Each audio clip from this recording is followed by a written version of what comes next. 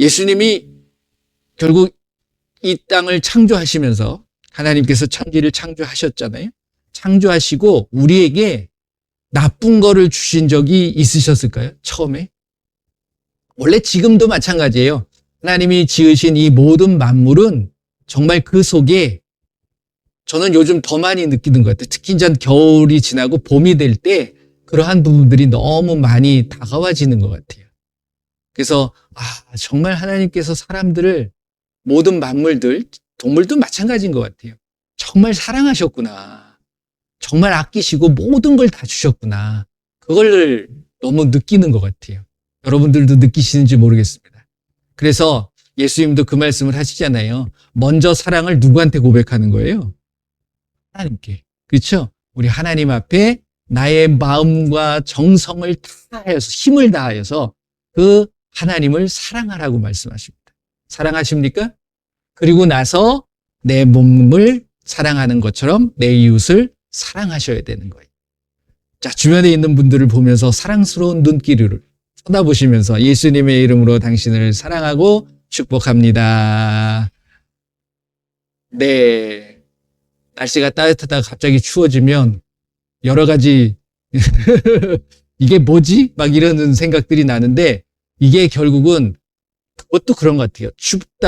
춥고 덥고 뭐 이러한 모든 것들이 우리는 그걸 불평할 게 아니라 왜 이렇게 더 추워?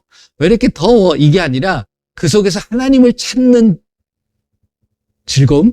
이게 좀 있으셨으면 좋겠어요. 여러분들이 말씀을 읽으시면서 이 말씀 안에 숨겨져 있는 하나님의 마음을 아시는 것, 이걸 알아가는 것이 너무너무 즐겁게 생각하셨으면 좋겠어요.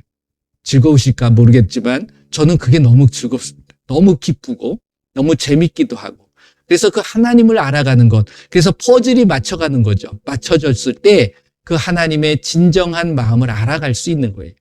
그랬을 때 그 영이신 하나님 앞에 나의 영이 반응하게 돼 있다라는 거예요.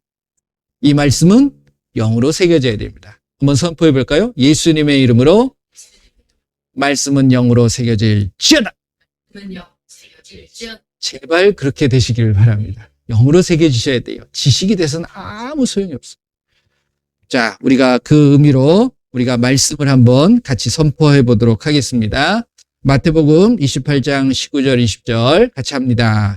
그러므로 너희는 가서 모든 민족을 제자로 삼아 아버지와 아들과 성령의 이름으로 침례를 베풀고 내가 너희에게 명령한 모든 것을 가르쳐 지키게 하라.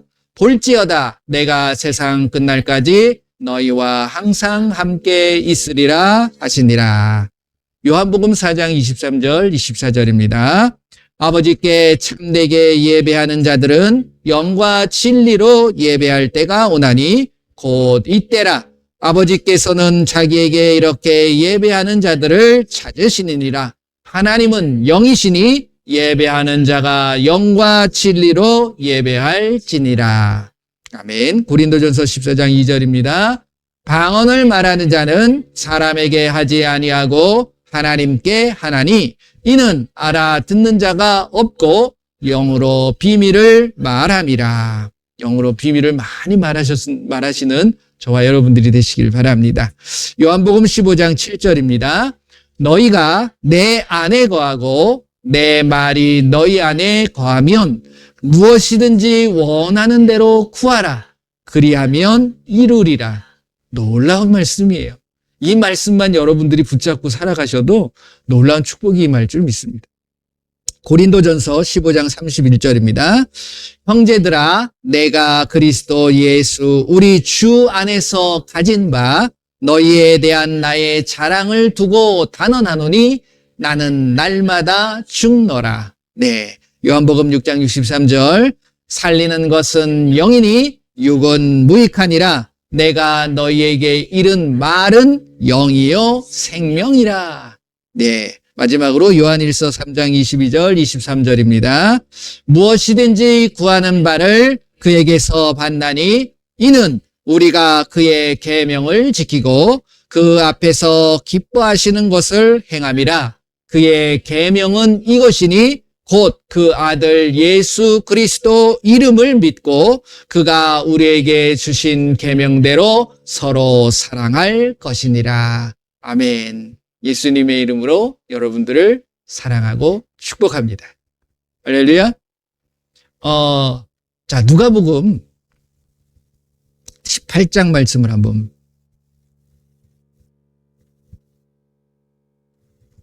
누가복음 18장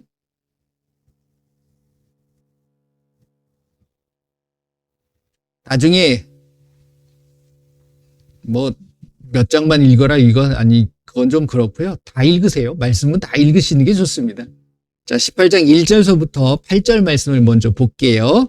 같이 한번 읽습니다. 예수께서 그들에게 항상 기도하고 낙심하지 말아야 할 것을 비유로 말씀하여 이르시되 어떤 도시에 하나님을 두려워하지 않고 사람을 무시하는 한 재판장이 있는데 그 도시에 한 과부가 있어 자주 그에게 가서 내 원수에 대한 나의 원한을 풀어주소서 하되 그가 얼마 동안 듣지 아니하다가 후에 속으로 생각하되 내가 하나님을 두려워하지 않고 사람을 무시하나 이 과부가 나를 번거롭게 하니 내가 그 원한을 풀어주리라.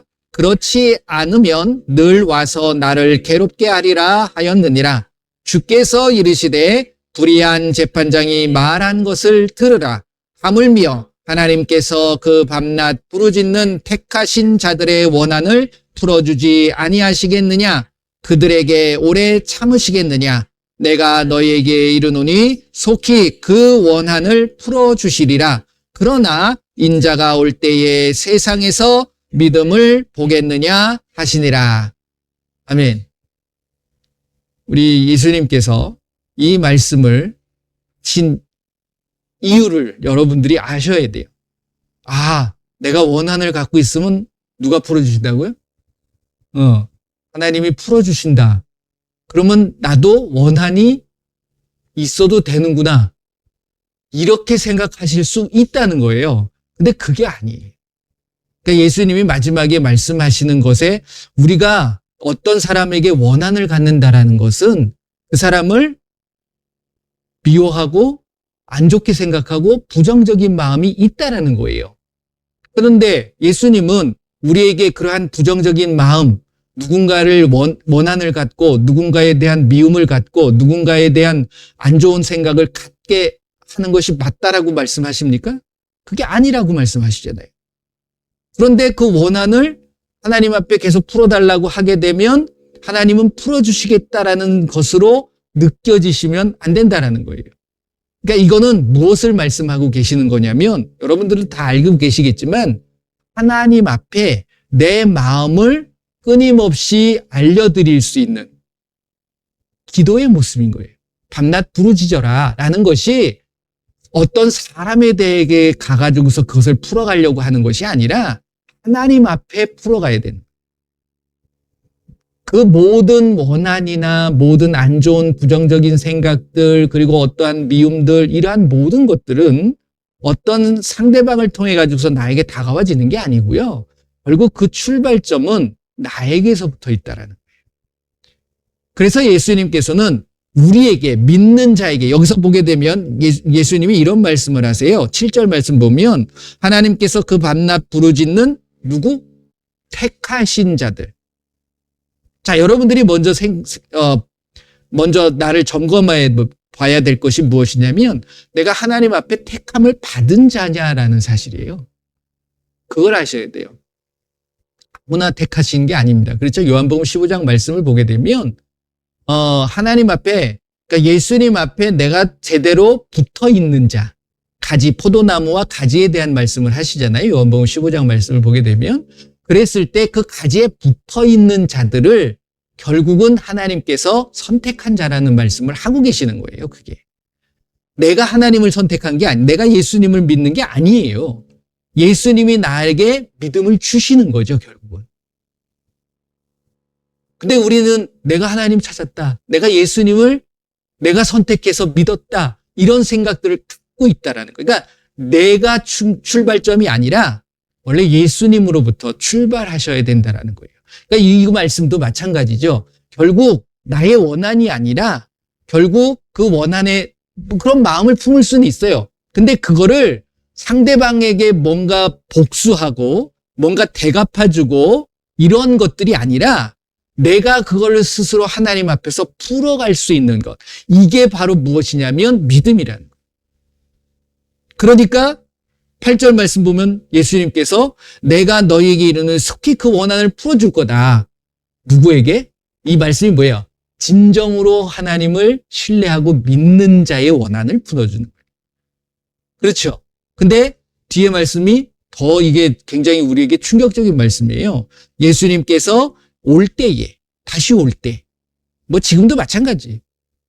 뭐 안 오시는 이때도 우리를 향해서 예수님이 보고 계시겠습니까? 안 보시고 계시겠습니까? 우리를 보고 계시잖아요. 그러니까 보고 계시는데 뭘 볼 수 없다라는 거예요. 우리에게 믿음을 찾아볼 수 없다라는 거예요. 굉장히 충격적인 말씀. 여러분들 여기 앉아서 예수님 믿는데? 내가 예수님 신뢰하고 있는데? 그런데 예수님은 그 믿음을 찾아보기가 어렵다라는 거예요. 하나님 앞에 우리는 밤낮 여러분들 기도하십니까? 여러분들의 모든 마음, 이게 전에도 한번 그런 말씀 드렸는데 기도라는 게 여러분들이 어떤 형식에 묶여버리면 굉장히 힘들어져요. 기도한다는 것 자체가. 기도는 행위가 아니에요. 그냥 자연스럽게 뭐라고 그랬습니까? 기도를 뭐라고 말씀드렸어요? 하나님과 하는 대화라고 했어요. 그러니까 여러분들이 이 말씀을 읽을 때 기도라고 하지 말고 대화라고 읽어보세요. 여기서도 마찬가지죠. 밤낮 부르짖는 이게 뭐냐면 7절 보면 하물며 하나님께서 그 밤낮 하나님과 대화하는 택하신 자들을 이렇게 이야기하시면 이렇게 바라보시면 훨씬 쉬워지는 거예요. 대화가 어렵습니까? 대화하는 걸 부끄러워하는 사람들은 어려울 수 있어. 하지만 여러분들 대화가 안 되면 내 마음을 표현할 길도 없고 상대방의 마음을 알 수도 없는 거예요. 하지만 하나님은 영이시기 때문에 우리의 영적인 상태를 알죠. 하지만 하나님은 대화하기를 원하시는 거예요. 그래서 좀 기도해라. 이게 아니라 항상 쉬지 말고 나하고 좀 이야기 좀 하자. 이 말씀을 하시는 거예요. 항상 기뻐하라. 쉬지 말고 나하고 대화하라. 이 말씀을 하고 계시는 거예요. 그게 결국 무엇에 대한 시작이냐면 믿음의 시작이라는 거예요. 그러면서 재밌는 게 그 다음에 말씀, 누가복음 8절 말씀이잖아요. 18장 8절, 9절을 보게 되면 재밌는 말씀을 또 하세요. 연이어서 보세요. 9절 보면 또 자기를 의롭다고 믿고 다른 사람을 멸시하는 자들에게 이 비유로 말씀하시되, 이 자들이 누구냐면 누굴까요? 여기서 보게 되면 서기관들, 바리새인들 뭐 이런 사람들입니다. 그 시대에 예수님을 잘 믿고 있다라고 나타내고 있는 사람들. 결국은 우리의 모습일 수도 있어요. 그런 사람들에게 같이 한번 읽어볼게요. 10절서부터 14절까지 한번 읽어보겠습니다. 같이 읽어보겠습니다. 두 사람이 기도하러 성전에 올라가니 하나는 바리새인이요 하나는 세리라. 바리새인은 서서 따로 기도하여 이르되 하나님이여 나는 다른 사람들 곧 토색, 불의, 간음을 하는 자들과 같지 아니하고 이 세리와도 같지 아니함을 감사하나이다. 나는 일해에 2번씩 금식하고 또 소득의 11조를 드리나이다 하고 세리는 멀리 서서 감히 눈을 들어 하늘을 쳐다보지도 못하고 다만 가슴을 치며 이르되 하나님이여 불쌍히 여기소서 나는 죄인이로소이다 하였느니라. 내가 너희에게 이르노니 이에 저 바리새인이 아니고 이 사람이 의롭다 하심을 받고 그의 집으로 내려갔느니라. 무릇 자기를 높이는 자는 낮아지고 자기를 낮추는 자는 높아지리라 하시니라. 우리가 이제 가장 이게 하나님하고의 대화가 단절이 되게 되면 대화가 원하지 않으면 결국 하나님과의 관계가 원하지 않게 되어지는 거예요. 그렇지 않습니까?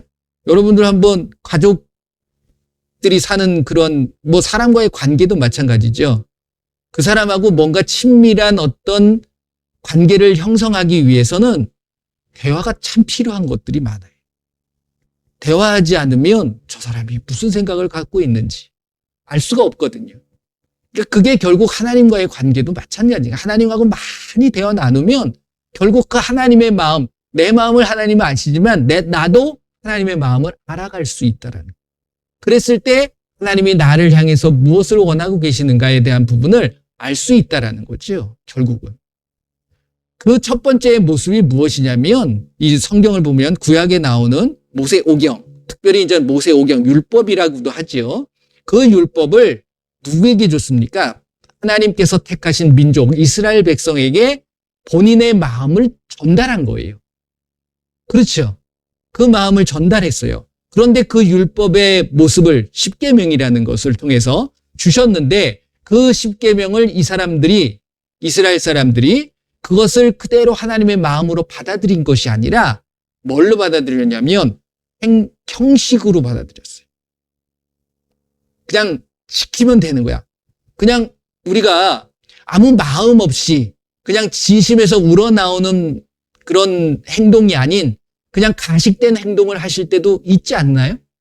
근데 이 예수님을 믿는 것이 이게 그러한 행동으로 옮겨질 수 있다라는 거예요. 근데 율법을 주셨을 때 그 모습은 결국 그렇게 될 수밖에 없다라는 거죠.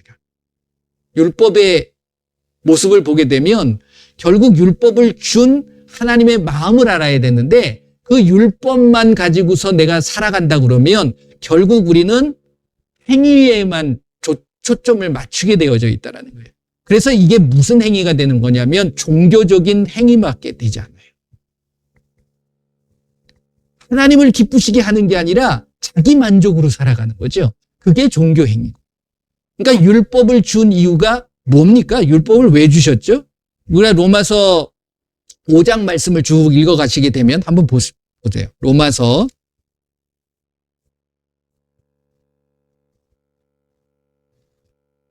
이 로마서는 복음과 율법에 대한 부분을 이야기를 하고 있습니다.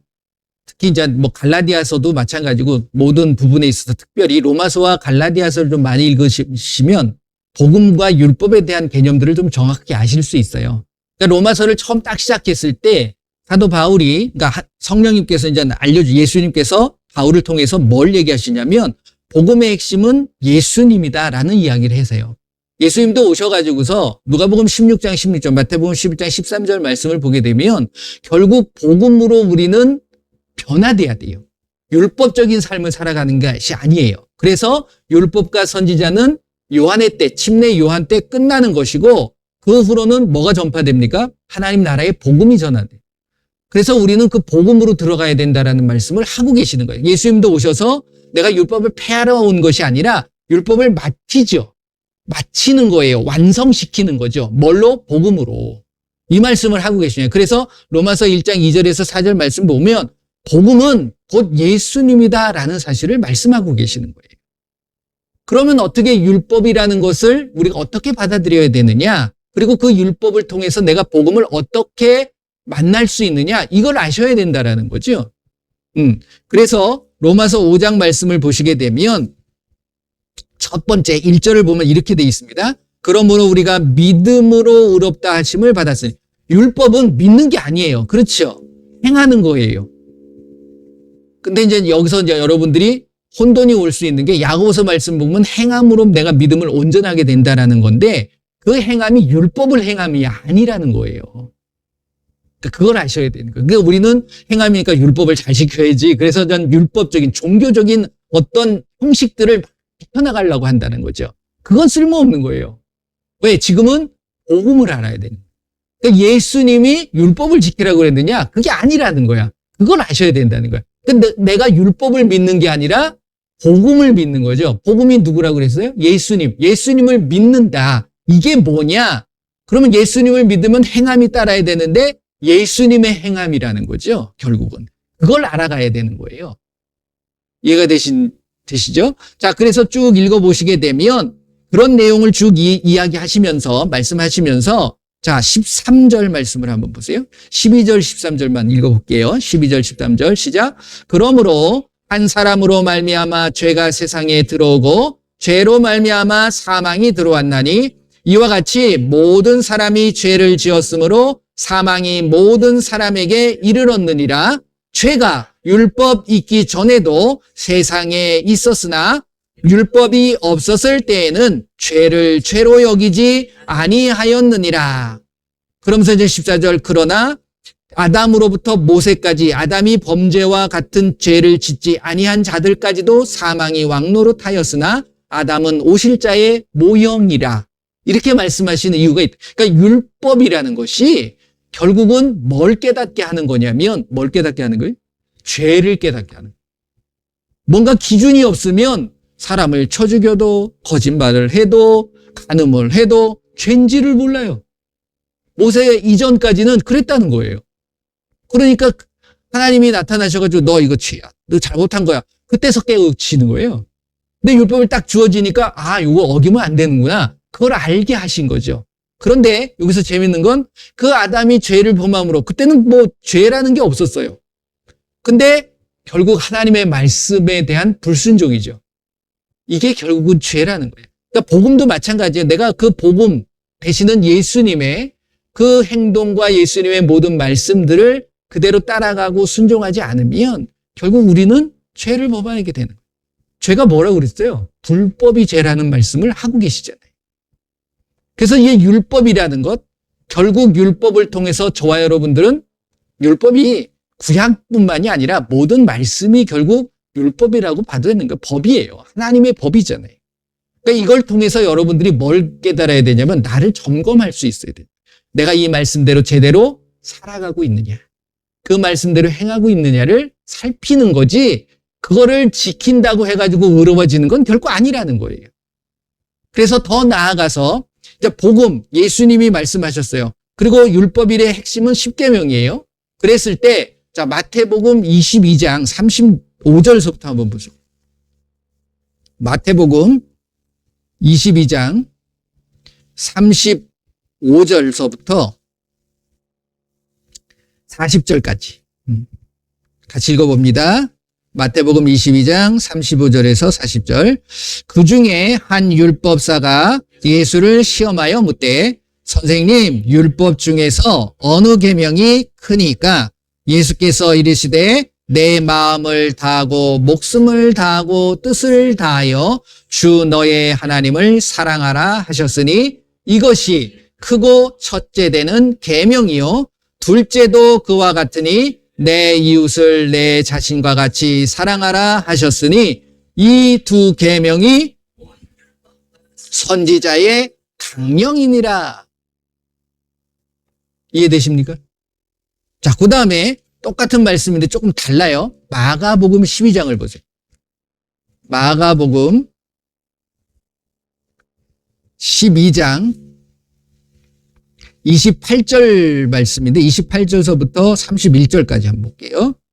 마가복음 12장 28절에서 31절 같이 있습니다. 서기관 중 한 사람이 그들이 변론하는 것을 듣고 예수께서 잘 대답하신 줄을 알고 나와 묻되, 모든 계명 중에 첫째가 무엇이니까?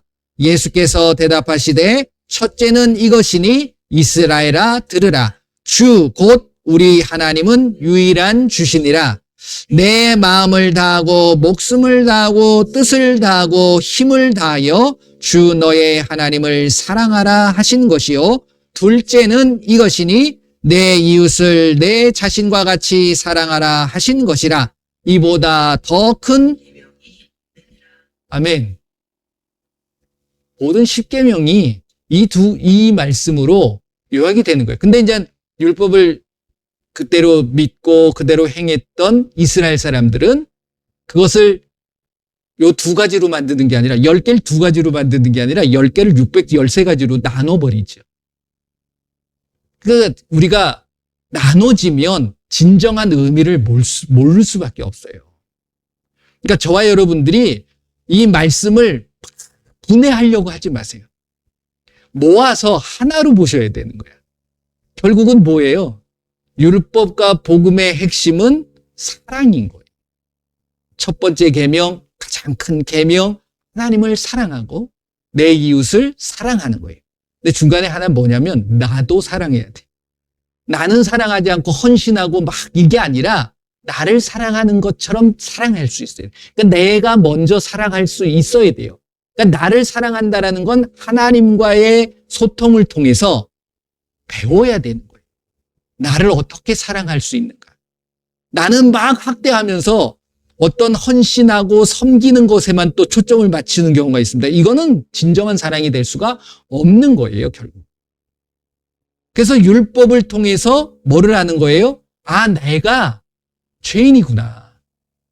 이 죄인은 누구의 사랑밖에 받을 수 없습니까? 하나님의 사랑 외에는 다른 것으로 어떻게 회복될 수가 없는 거예요. 그래서 그 하나님의 사랑을 알고 나를 사랑할 수 있는 모습이 되는 거잖아요. 여러분들 사랑하십니까? 네, 여러분들은 사랑하셔야 돼요. 남을 사랑하기 전에 여러분들을 사랑하셔야 돼요. 여러분들이 가장 귀해. 여러분들이 건강하셔야지 뭘 나눠줄 수도 있는 거고, 여러분들이 뭔가 풍성하게 있어야지 뭘 주실 수 있는 거 아니겠어요? 없는 것 해주면서 나는 어렵게 살아가라. 이건 절대 아닌 것 같아요, 신앙생활에. 그러니까 여러분들이 먼저 본이 돼야 돼요. 자기를 드러내고 교만하라는 것이 아니라 여러분들이 먼저 말씀 안에서 단단하게 세워졌을 때 비로소 그 말씀을 나눠줄 수도 있는 거고, 내가 무언가 풍성할 때 누군가에게 베풀 수도 있는 것입니다. 이게 하나님의 법칙인 거예요, 결국은. 그래서 종교 행위를 하게 되면 결국 무엇을 못하냐면 사랑이 없어요. 여러분들 마음속에 종교인으로서 살아가지 말라는 거예요, 저는. 하나님을 진정 믿는 신앙인으로서 살아가셔야 돼요. 교회 다닌다. 그게 중요한 게 아닙니다. 예수님을 믿느냐가 중요한 거죠. 근데 요즘 보게 되면 예수님을 믿는데 교회를 안 다니는 사람들도 많이 있습니다. 그럼 교회를 안 다니면 그 사람은 믿음이 없는 사람이라고 생각을 해요. 신앙이 없는 사람이라고 생각하는 경우들이 많이 있다라는 거예요. 그건 잘못된 거라는 거예요. 여러분들이 성경 말씀을 볼 때 말씀에 그런 기준을 가지고서 저 사람이 정말 예수님을 잘 믿는 사람이냐? 그게 아니에요. 이 사람이 정말 어느 교회에 가가지고 봉사를 많이 하고 소득의 11조를 많이 드리고, 아까 그 말씀 보셨잖아요. 누가복음 18장 말씀에. 그거는 아무런 소용이 없는 거예요. 누구한테 보이기 위함이 아니라 진정한 예수님 앞에 나의 마음을, 여기서 그러잖아요. 뭐라고 말씀하십니까? 내 마음을 다하고 목숨을 다하고 뜻을 다하고 힘을 다하여. 여러분들의 모든 걸 다하여서 누굴 사랑하라고요? 하나님을 사랑해요. 그렇게 되면 하고 해도, 하지 말라고 해도 여러분들은 하실 수 있다. 누구한테 하는 거예요? 하나님 앞에. 그러니까 여러분들이 늘 점검하실 수 있는 게 그것이 되셔야 돼요.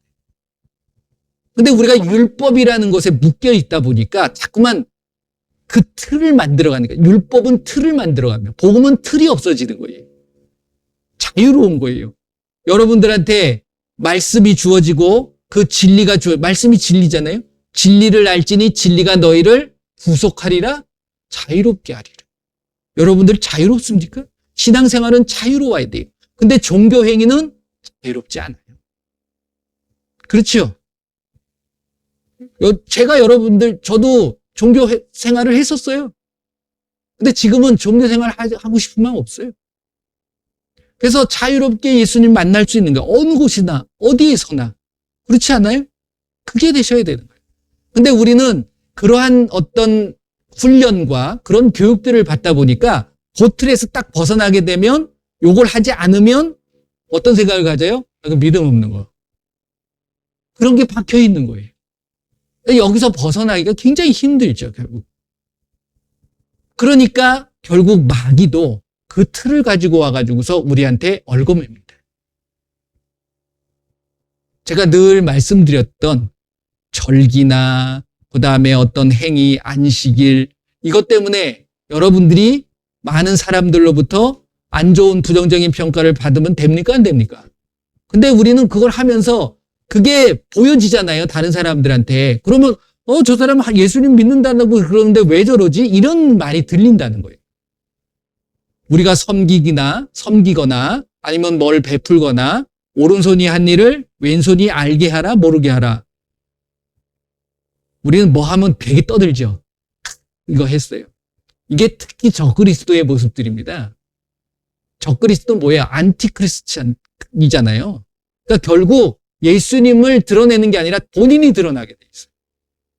예수님 얘기는 하는데 본인이 그거 뭐 예수님 드러나는 거예요? 여러분들은 죽고 저와 여러분들은 사라지고 온전히 예수님의 모습만이 나타나셔야 되는 거예요. 이게 진정한 신앙인의 모습입니다. 그러니까 종교와 신앙 간에 여러분들이 정확한 개념을 갖고 계셔야 돼요. 이걸 저는 율법과 복음의 차이라고 말씀드리고 싶어요. 그래서 갈라디아서 1장 6절서부터 10절 말씀을 보게 되면 진정한 복음은 다른 복음이 아니라 변질된 복음이 아니라 진정한 복음은 누굴 기쁘게 한다고요? 하나님을 기쁘게 합니다. 변질된 복음은 사람을 기쁘게 합니다. 그 사람에는 나도 포함되어 있는 거예요. 나를 기쁘게 하는 게 아니에요. 그렇잖아요? 그리고 이 복음을 통해서, 이 율법을 통해서 진정한 무엇을 깨달아야 되느냐? 자, 갈라디아서 3장을 한번 보세요. 갈라디아서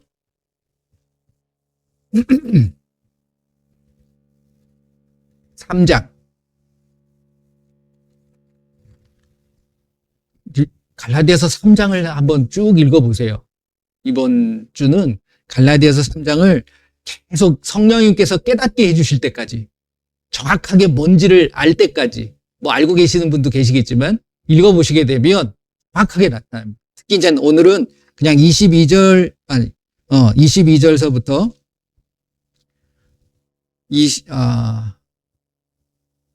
25절까지 한번 보겠습니다. 자, 22절부터 25절 시작. 그러나 성경이 모든 것을 죄 아래에 가두었으니 이는 예수 그리스도를 믿음으로 말미암는 약속을 믿는 자들에게 주려 함이라.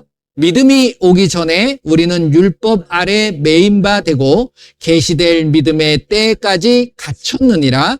이같이 율법이 우리를 그리스도께로 인도하는 초등교사가 되어 우리로 하여금 믿음으로 말미암아 의롭다함을 얻게 하려 함이라. 믿음이 온 후로는 우리가 초등교사 아래에 있지 아니하도다. 다 읽어보세요. 다 읽어보시면 이제 이 말씀이 더 정확하게 깨달아지시는 부분인데, 결국 이 말씀을 통해서 우리는 죄를 알게 되는 거예요. 근데 그 죄를 알고 이 죄를 내가 해결할 수가 없어. 그래서 누가 오신 거예요? 하나님이 오신 거예요. 왜? 그 죄는 하나님밖에 해결해 주실 수 없기 때문에. 그래서 그 하나님이신 예수님을 내가 믿음으로 의로워지는 거예요. 어떤 행위로 의로워지는 게 아니에요. 그러니까 그 율법을 통해서 지켜나감으로 이거 못 지키네 나는. 그래서 죄를 알게 되는 거예요. 아까 로마서 5장 13절 말씀 읽었잖아요. 율법을 주신 이유가 율법이 있기 전에도 죄가 있었지만 율법이 온으로 죄를 죄로 깨닫게 하기 위함이라는 거예요. 그걸 알게 한 거예요. 그럼 알게 함으로 끝난 게 아니라 알았지? 그럼 그거 해결해 줄게 하고 하나님이 오신 거예요. 그러니까 그 예수님을 내가 믿음으로 인해서 이제는 여러분들 의로워지신 거 아니겠어요? 근데 다시 율법으로 가셔야 됩니까? 다시 종교 행위를 하셔야 돼요? 아니잖아요. 여러분들이 믿으면 되는 거예요. 믿어라. 믿고 침례를 받는 사람은 구원을 얻을 것이요. 구약시대엔 침례가 없었습니다. 그러니까 침례를 여기 이제 쭉 읽어보시게 되면 27절에 침례에 대한 이야기를 왜 하시느냐? 이 이유 때문에 결론적으로 나오는 거예요.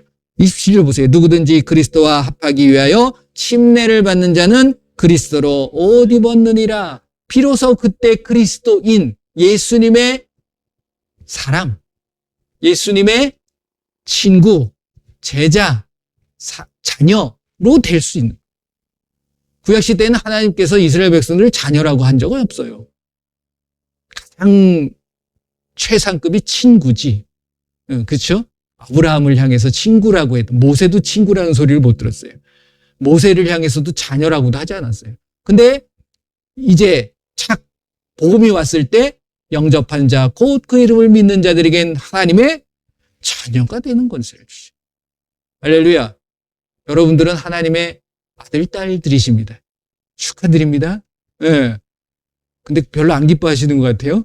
그 정말 기뻐하셔야 될 일이에요. 예. 이게 복음의 핵심인데 자꾸만 율법으로 가. 그럼 뭐예요? 난 종이 되겠다 이거. 나 아들 싫어.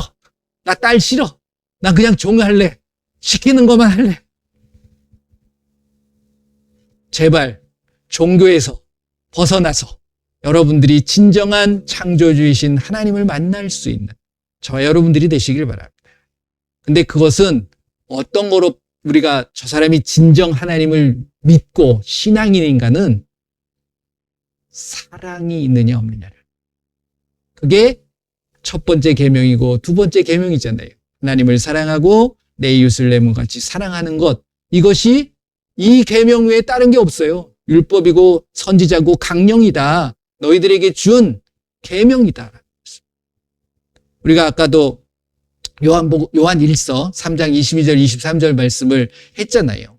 우리가 그 계명을 제대로 지키게 되면 우리가 예수님이 주시는 모든 것들을 받을 수 있다라는 거예요.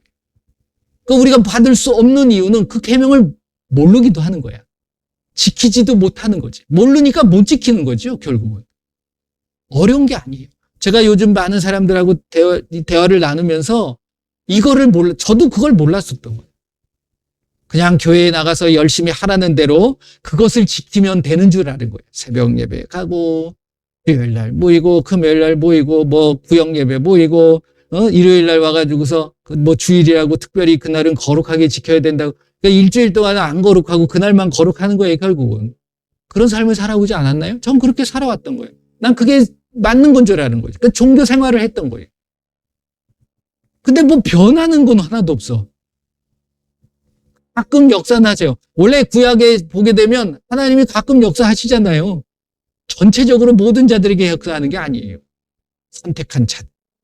근데 지금은 여러분들이 그 하나님을 믿고 하나님 앞에 내가 나아가게 되면 하나님께서 계속해서 그 말씀을 주시는 거예요. 너희가 내 안에 거하고 내 말이 너희 안에 거하며 무엇이든지 원하는 대로 구하라. 그러면 이루리라. 할렐루야.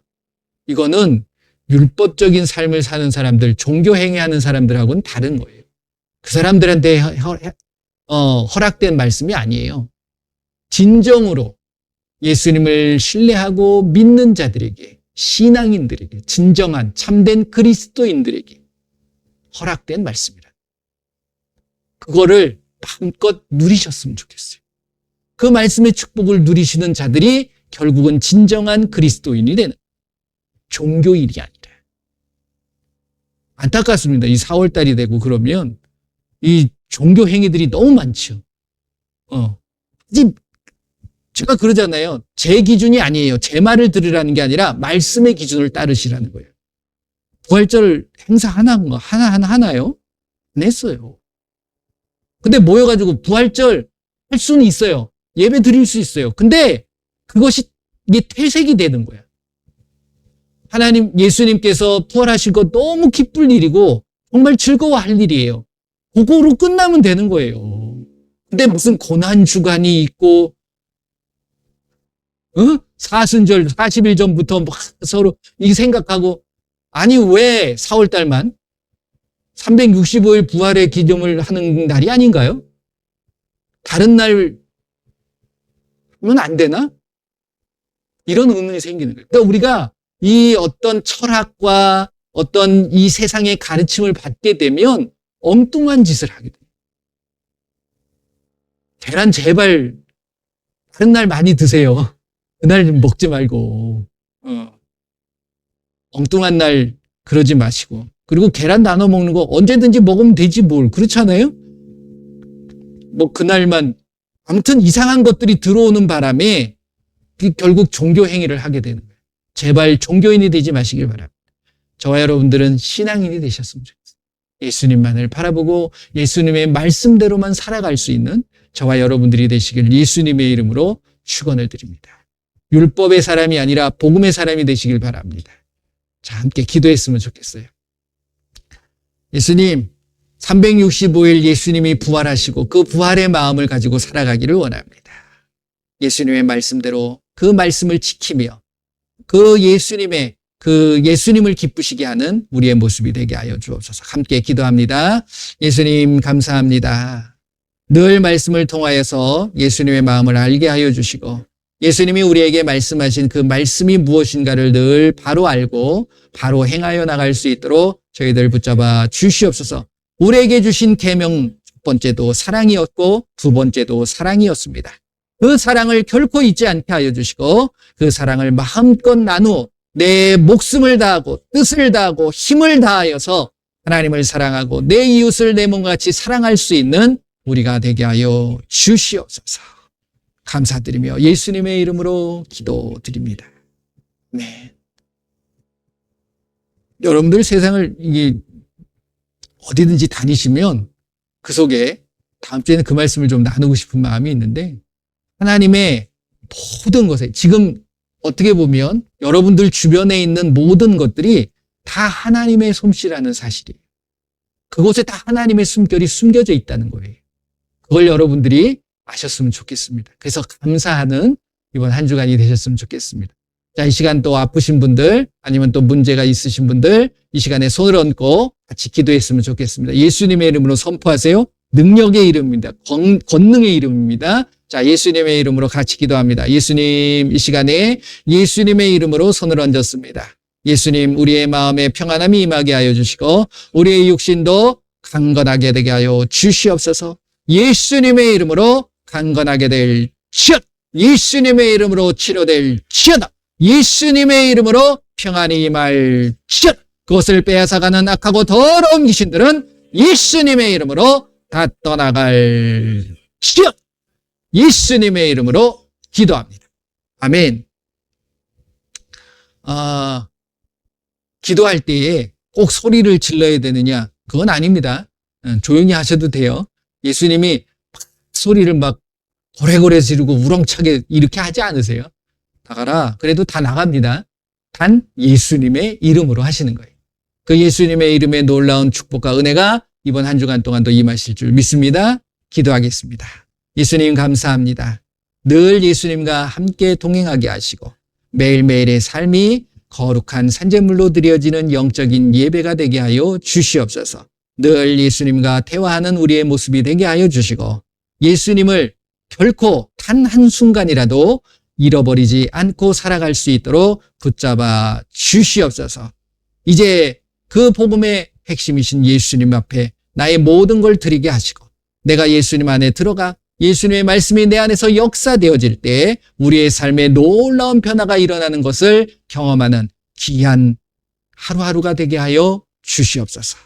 지금은 우리 주 예수 그리스도의 은혜와 우리 하나님의 크고 넓으신 사랑하심과 성령님의 인도보 함께 하심이 이제 세상을 향하여 사람을 기쁘게 하는 것이 아니라 오직 나의 창조주가 되시고 나의 아버지가 되시고 나의 하나님이 되시는 그 예수님만을 기쁘게 하겠노라고 다짐하는 귀한 하나님의 백성들 머리머리 위에 그들의 가정과 그들의 삶과 그들의 일터 위에 그리고 우리 조국 대한민국 위에 지금으로부터 영원토록 함께할지어다. 아멘. 감사합니다. 모든 영광 우리 예수님 앞에 올려드립니다. 예수님의 이름으로 모든 분들을 사랑하고 축복합니다.